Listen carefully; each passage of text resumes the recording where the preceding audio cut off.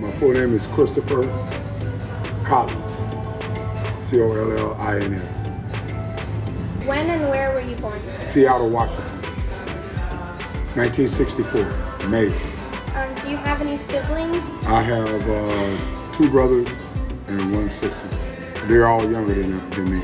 My sister's 25 years younger than me. My mother was the first black ECG supervisor at Morton Plant Hospital in Clearwater.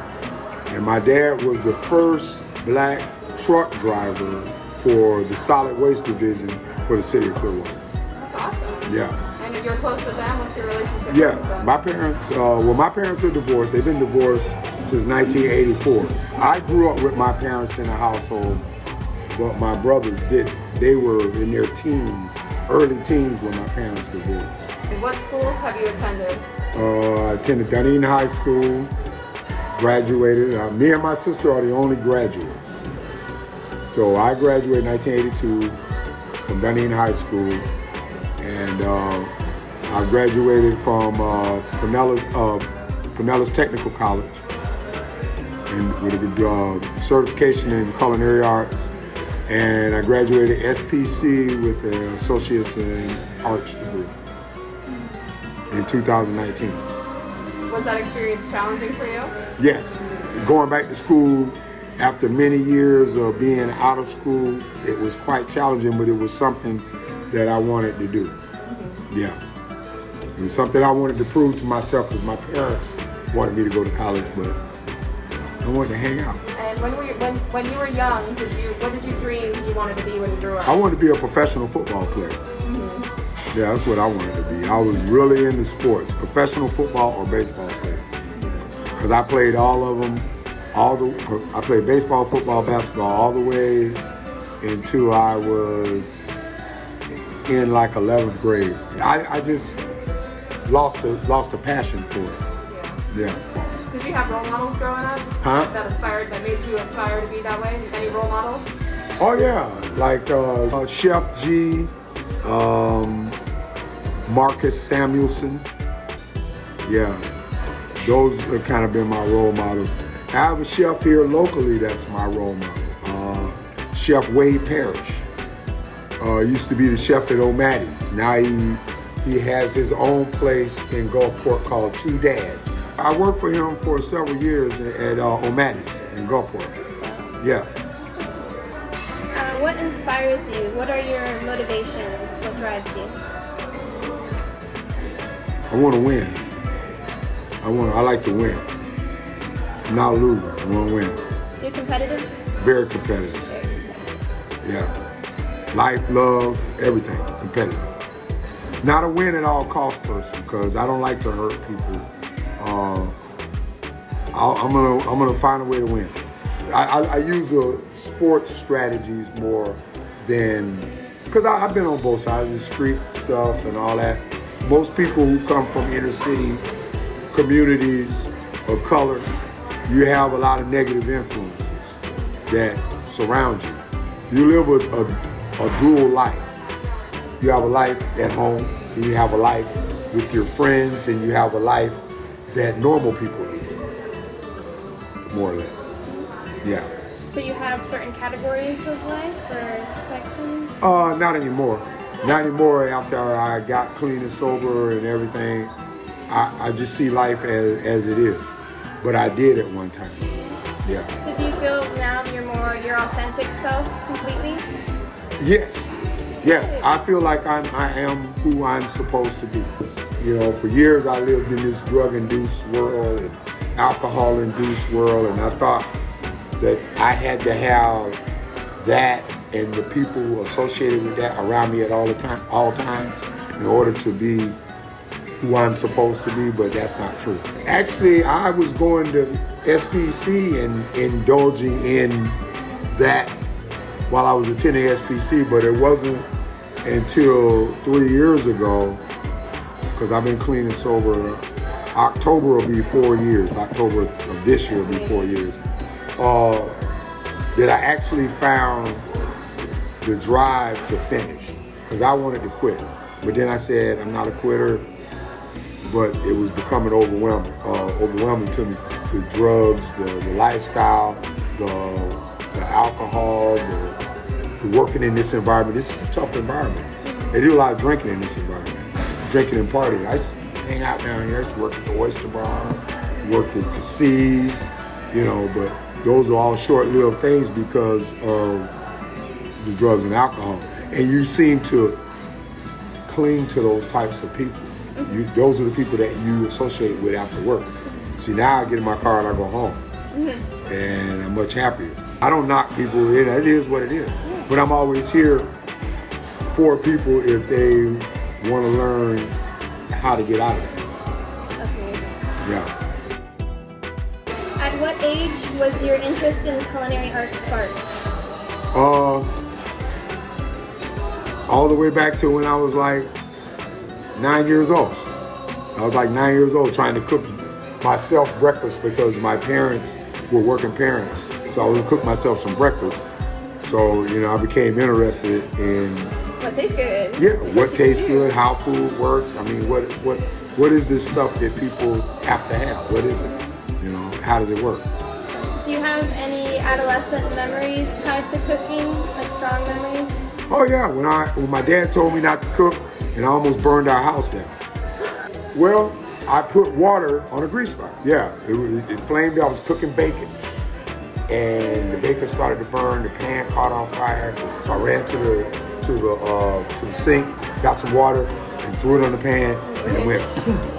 And I took the pan outside, I threw it outside. I could have burned myself. There was this big black spot on the ceiling, and I cleaned. I opened up all the windows and all the doors. And I got everything cleaned up, and my dad came home from lunch. And he walked in the house, and he goes, I said, boy, you been in here cooking? No, sir. He said, it smells like you've been in here cooking. And I never told him that until I was an adult. I never told him that until about maybe 5 years ago.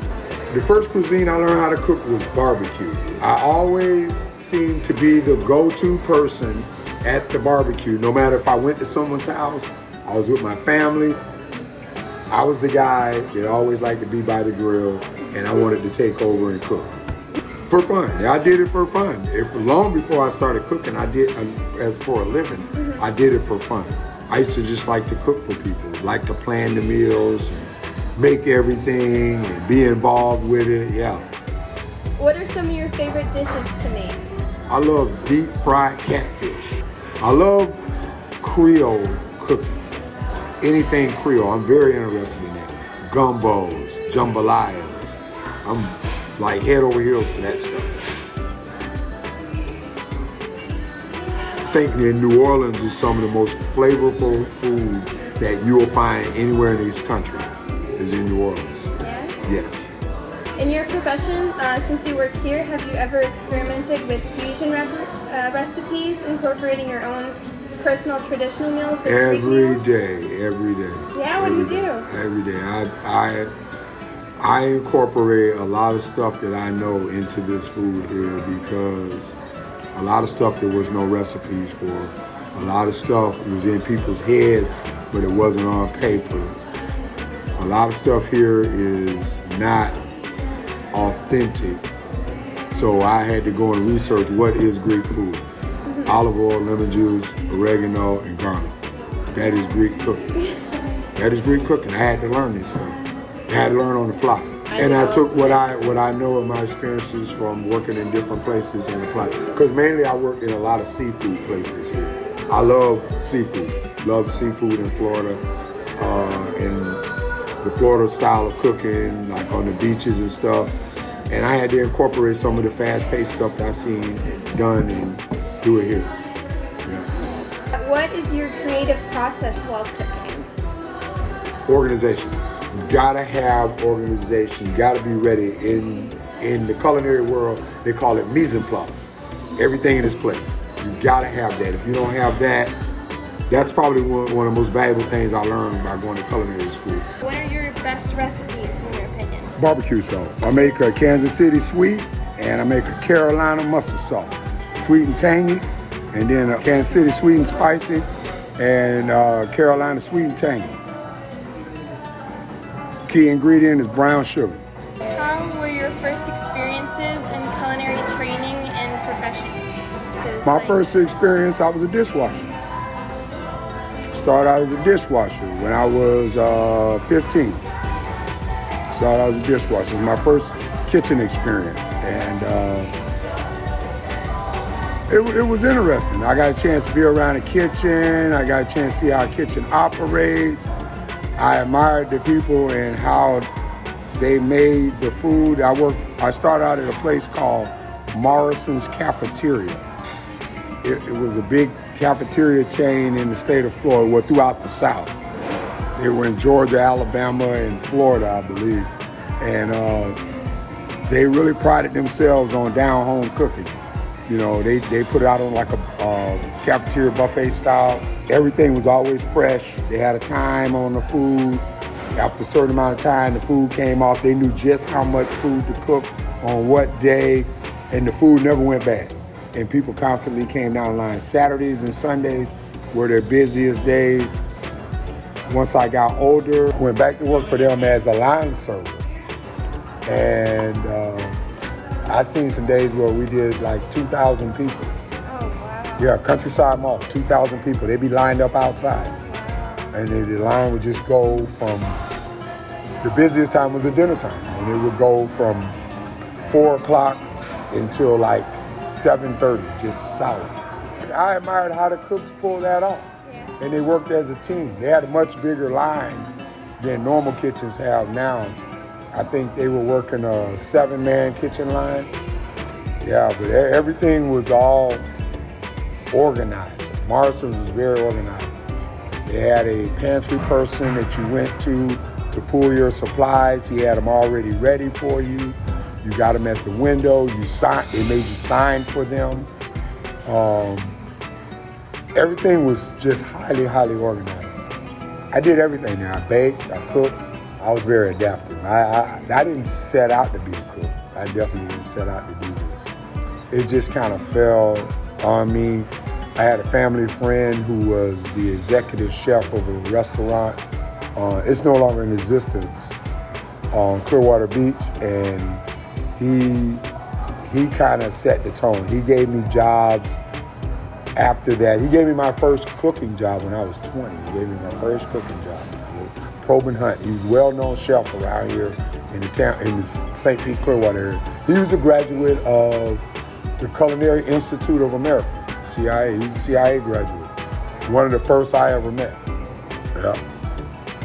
Yeah, he was well-known, well-respected in the culinary field.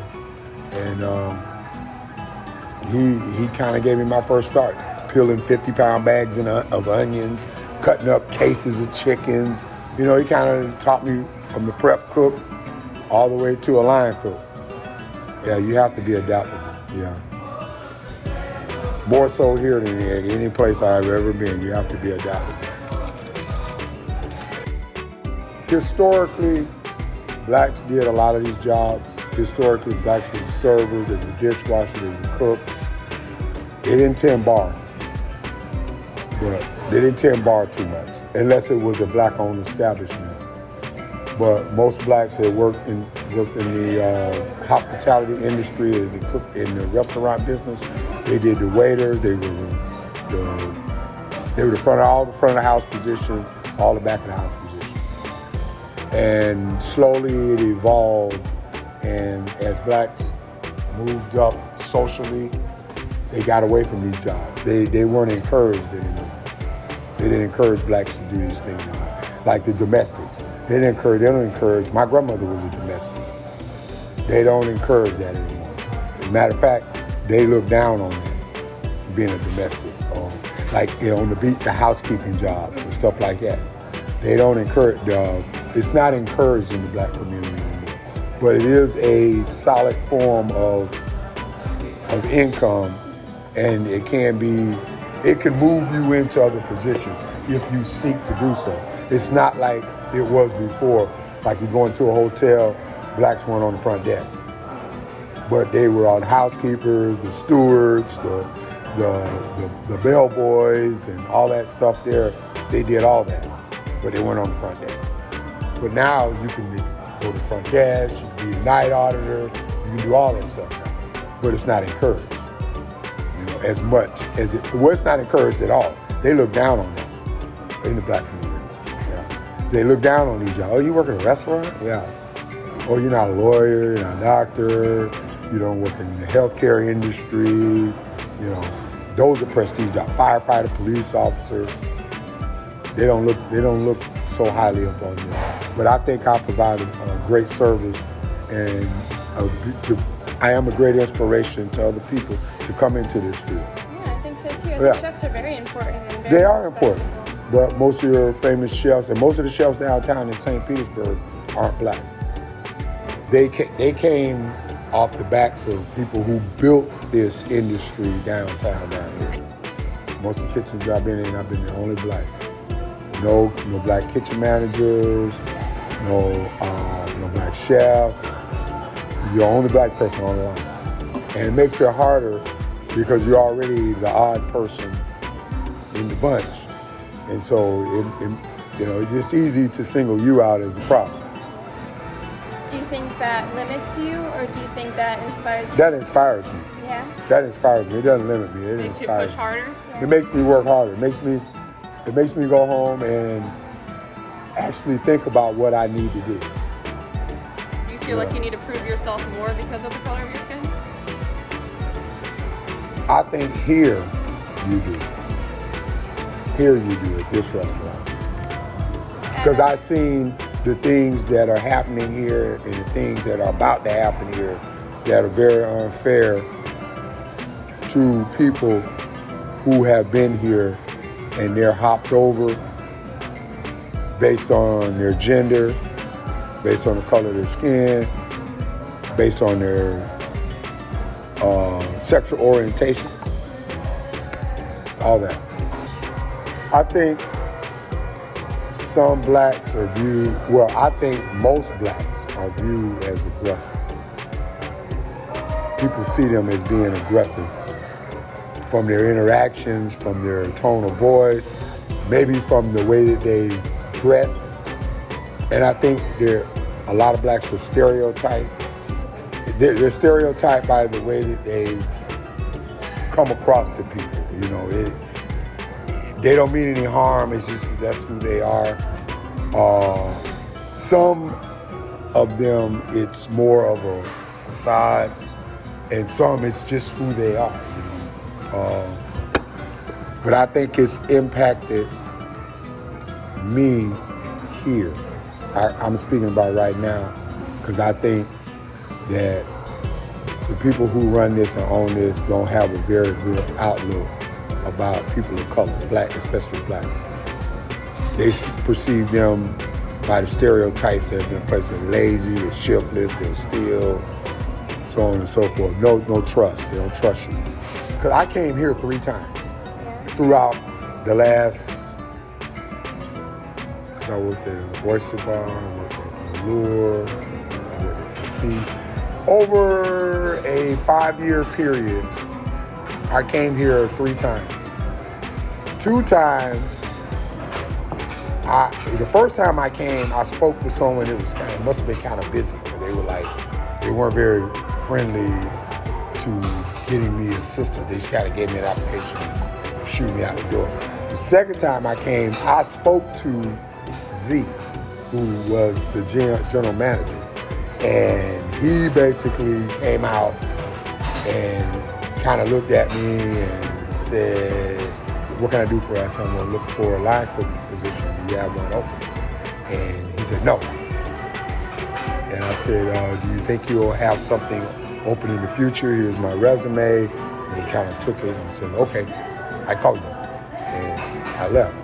The third time I came, he needed somebody, because they went and got him saying he was the chef, and he came out. I said, "I remember this guy." So, I act like, "Oh, here's my resume," and so and so. He said, "If you can do everything you say you can do on this paper," he said, "I'll make sure I take care of it." I said, "Okay, so when can you start?" we need me. You know, and that's how I came to work here this time. Yeah. But the other 2 times it was a negative experience. And I think it was more the stereotype. Because I've seen them turn people away based on a whim. Based on their first impression. They turned a young lady down because she came here, African-American woman came here, she's a friend of a friend, came to get a server job, and they turned her down for the color of her hair. Because her hair was blue. And I was like, that's not how you judge people. See if she can do the job. But then they hired people who were horrible servers. You don't even know if she was a horrible server. She could have looked that way and been the greatest server in the world. You didn't give her an opportunity. Yeah. I like to read a lot. I rely on a lot of Black experience books, self-help books. I have a lot of that in my collection. I think I have a very diverse collection of books. And I rely on the information that I receive from those books, and I try to apply them to my daily life. You know, I read it as being a recovering person. I read a daily reflection, and I try to apply that daily reflection every day into my life. Try to. Doesn't always work. Not always successful. That's all right. Yeah. Keep trying. Yeah, I keep trying. Every day I go to that reflection. Yeah. Can you remember the first time that you realized the situation you were in was impacted by your race? How did you react/respond to it?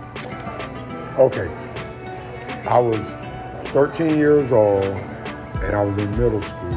And I had, because the lifestyle that my parents had and their income, I was able to have some of the nicer things in life. I had a bike, I had all the things kids have, TV in my room, stereo, album collection. I had a great childhood.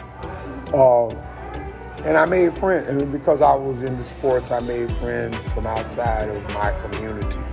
So I was sitting with some friends, and I considered them to be friends. And we were smoking pot. We were all young, 13 years old. We were smoking some weed after school. And they were talking about some issues that they were having, just general talk. And they referred to an incident that took place where it was between a black and a white, and they used the N-word. And everybody stopped, and everybody looked, and like, oh my God, what's that? And I was like, I didn't say anything. They said, well, no, we're not talking about you. And I knew then that I was different.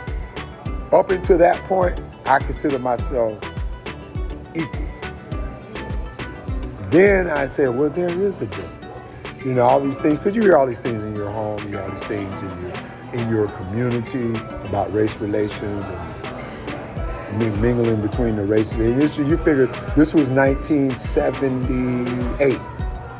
So, you know, we're 8 years from busing. 1970. I was a child of integration, forced busing.